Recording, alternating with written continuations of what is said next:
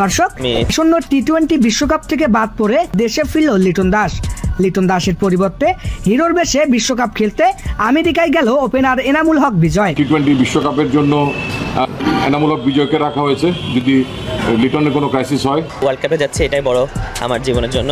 প্রধান নির্বাচক লিপু জানান যে বিশ্বকাপের নতুন নিয়ম অনুযায়ী সুযোগ থাকছে ব্যাকআপ ক্রিকেটার প্রস্তুত রাখার, আর তাই আমরা লিটনের বিকল্প হিসেবে বিজয় এবং অনিকের বিকল্প হিসেবে সোহানকে প্রস্তুত রাখছি। তাছাড়া এই ব্যাকআপ দলে মেহেদী মিরাজও থাকছে। দুটি রিজার্ভ সহ মোট 17 সদস্য নিয়ে বিশ্বকাপ খেলতে গিয়েছিল বাংলাদেশ।